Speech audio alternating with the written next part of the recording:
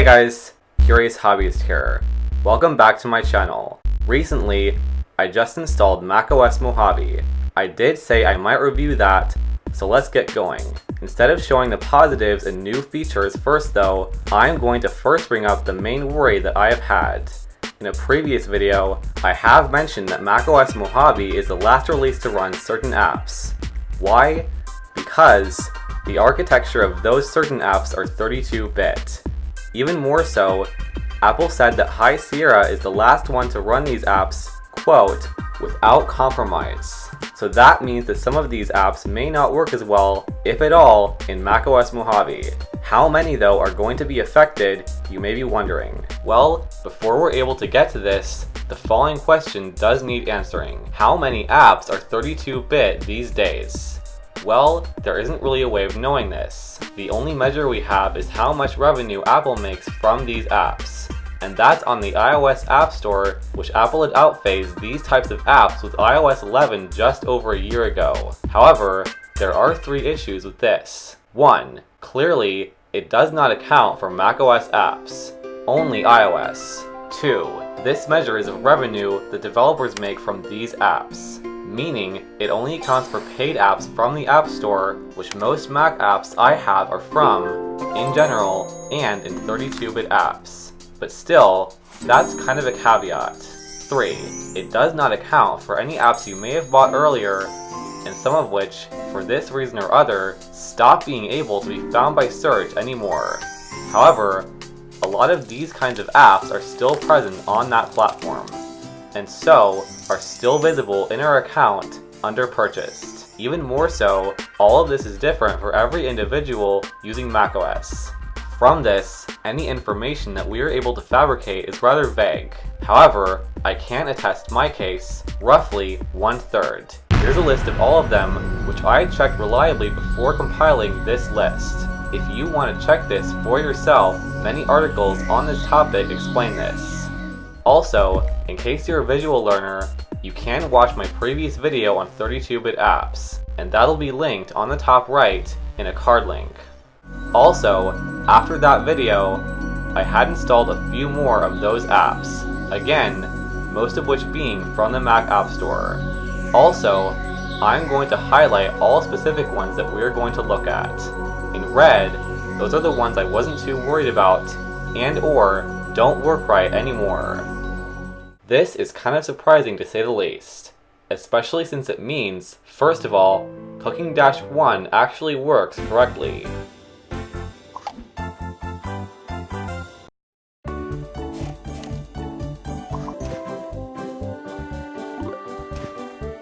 So, this immediately brings us to Cooking-3, Thrills and Spills. Unlike the first game, we had purchased this from the Mac App Store, instead of through Steam recently. This game also works fine, which isn't really too surprising, considering this is a later game.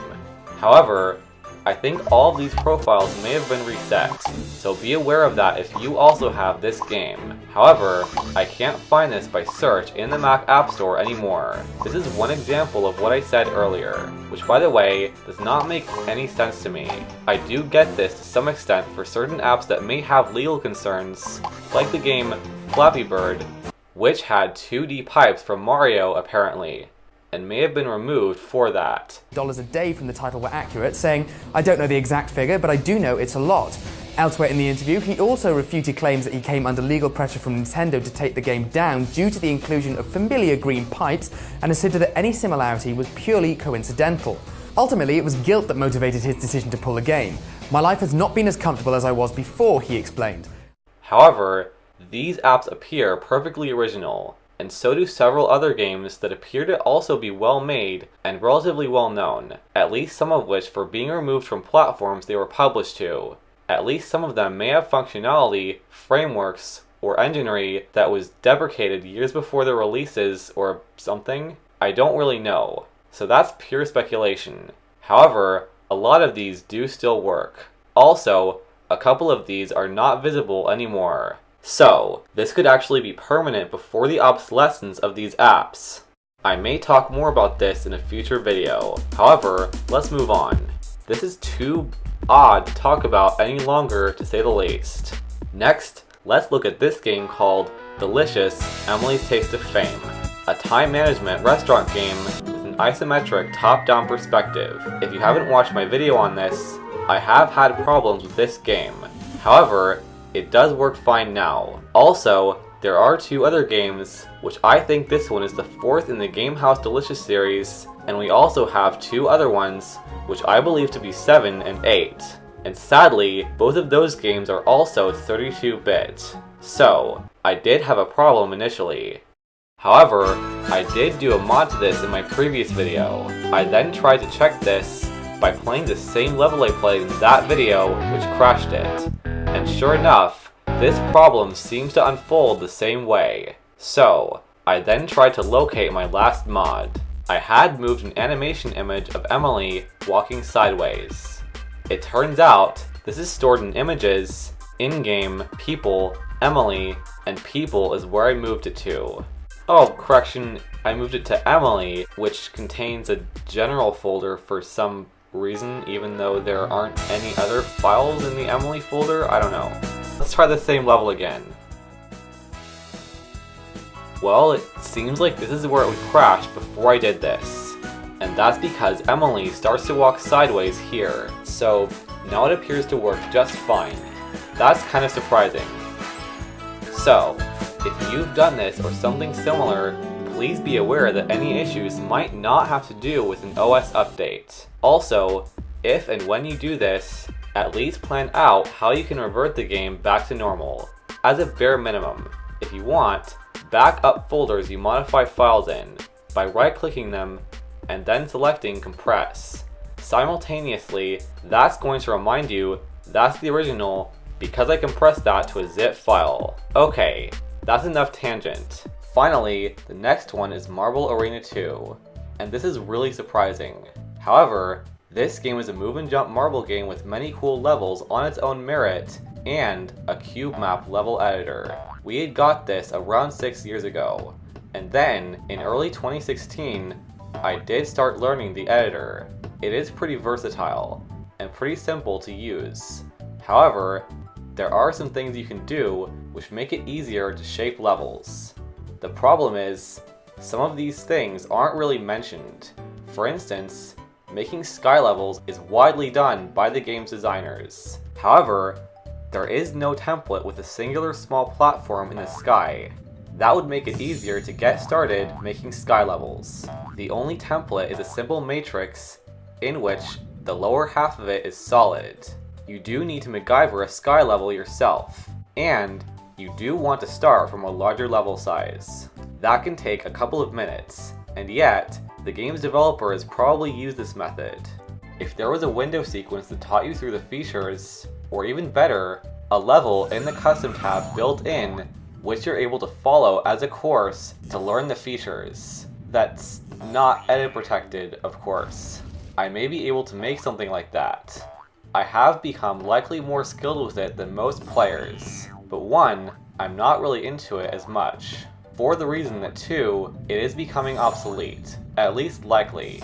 3, hints and gravity bubbles do not seem to work right in this game, especially the hints, as this dorky, obscure attempt to add a message to an existing one did not work, and that frankly only I may have tried. I'm not saying I know.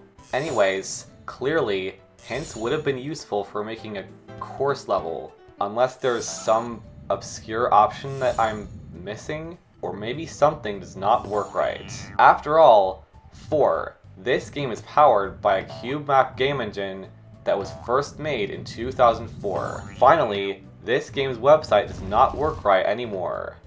Furthermore, this game's launch window does attempt to display it. However, it was taken over by some redirect. Yeah, F that thing's designers, by the way. It seems to be partially random. Some results of it have recurred. Beyond that though, I very usually ignore it.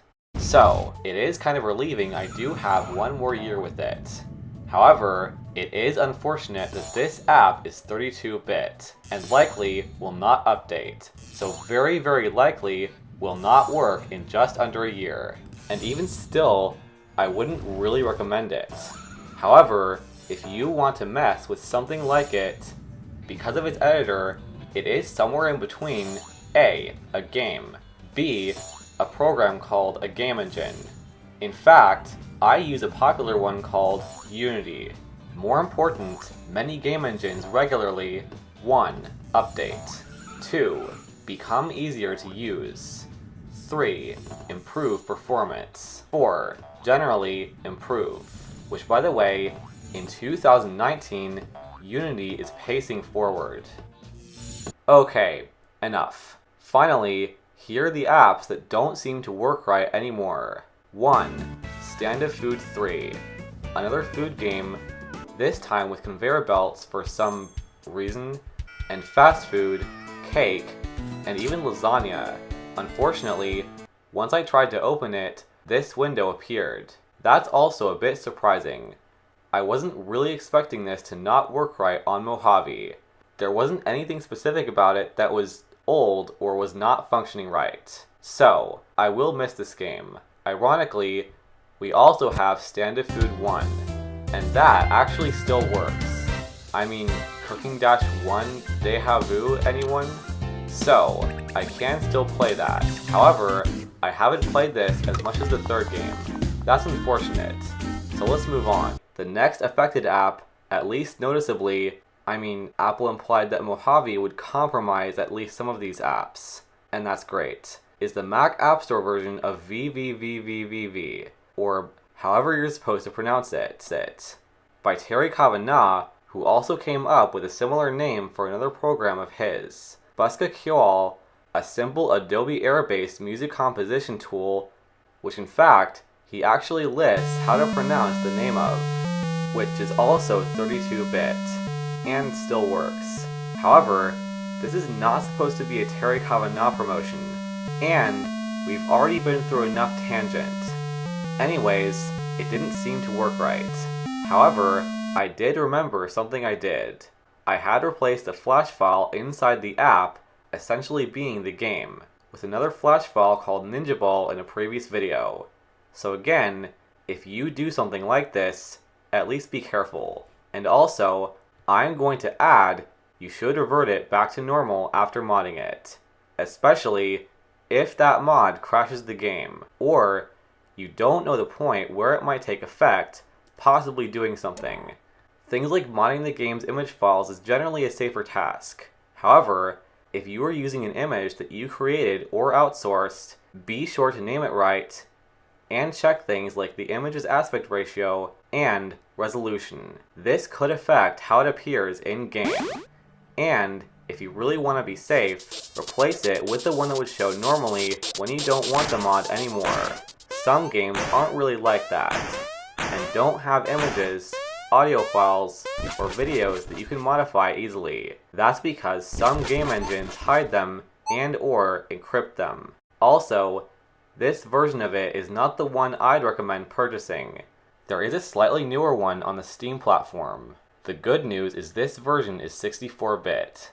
And also, it isn't technically Adobe Flash based. It also has better window size scaling. So, if you want this game, that version is recommended, even if you don't have Steam yet. Speaking of Steam, I have said that was 32-bit. However, I may have been mistaken. It does seem so when I check here. It says no in the 64-bit Intel type. However, there is a method of checking if running apps are 32-bit. This involves Apple's Activity Monitor. Doing this to Steam, it then becomes clear that Steam is actually 64-bit now. The running app must be different from the one in the Applications folder. Interestingly, I had been using its updater. Might be the reason for this. The app might be some shortcut to the actual version of Steam. Just maybe. However, shouldn't that update the one in the Applications folder? Installing a new version of a launcher/shortcut app, I guess this is, every time is only a few megabytes more. However, maybe there is a reason for confusing people with this, and using Steam on the next macOS release is going to require a reinstallation from scratch on. This only regards macOS, and maybe someone that does not use macOS, or only that anyway, would not have this type of issue. I don't know. The good news is that's actually it. Only Stand of Food 3, which by the way, I had actually reinstalled, just to make sure I was extra safe in my judgment. The bad news is this wasn't really expected. It wasn't one of the apps that I was expecting as more likely to not work right anymore. So, advisory, check the amount of apps you have that aren't 64-bit. Then consider whether you want to upgrade to Mojave. Anyways, I might talk about the new features in more detail later. Besides all of that, I haven't really experienced anything long-term. So, take this lightly, but you might want to take my situation here into account. With this, I hope you enjoyed watching this video. If so, feel free to like it, share it with family and friends, and sub to my channel for more content. If you want to get notifications on new uploads, click on the bell icon after subscribing to my channel. I try to post new videos on Saturdays or Sundays. Also, to go to my channel, click on my icon or channel name just below the video. For any questions or requests you have, please let me know in the comments below. As always, thanks for watching.